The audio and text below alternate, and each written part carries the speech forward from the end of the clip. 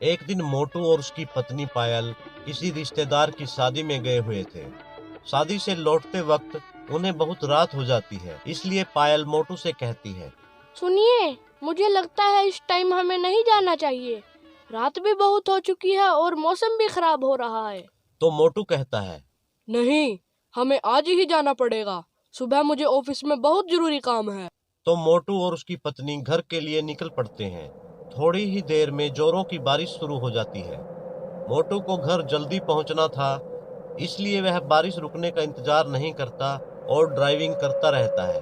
तभी अचानक उनकी गाड़ी के सामने एक औरत आ जाती है, तो मोटू गाड़ी रोक देता है। वह औरत हाथ जोड़कर रोते हुए मोटू से कुछ कह रही थी। तभी पायल कहती है, पता नहीं कौन है ये औरत और इतनी रात को यहाँ क्या कर रही है। मुझे तो कुछ गड़बड़ लग रही है।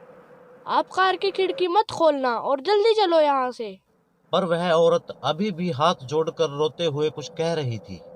तो मोटू को उस पर दया आ जाती है और मोटू कार से बाहर निकलकर उस औरत से कहता है, अरे बहन जी, आप कौन हैं और इतनी रात को यहाँ क्या कर रही हैं? तो वह औरत रोते हुए कहती है, भाई साहब, हमारी गाड़ी का एक्सीडेंट हो गया है और गाड़ी नीचे खाई में गिर गई है।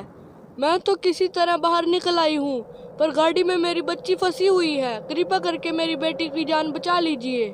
अरे बहन जी, आप जल्दी से मुझे बताइए कि आपकी कार कहाँ गिरी है। तो वह औरत सड़क के उस पार खाई की ओर इशारा करती है।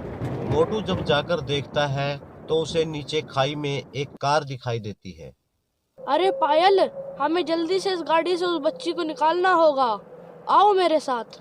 मोटू और पायल दोनों उस गाड़ी के पास चले जाते हैं।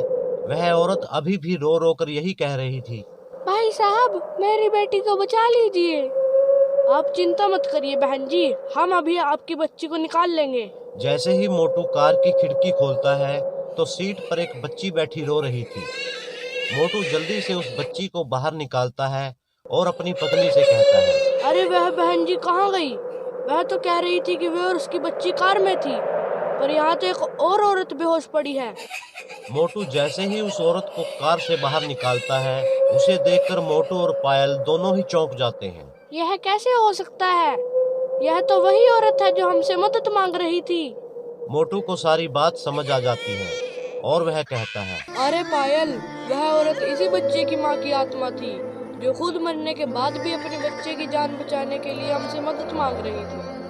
10 years later.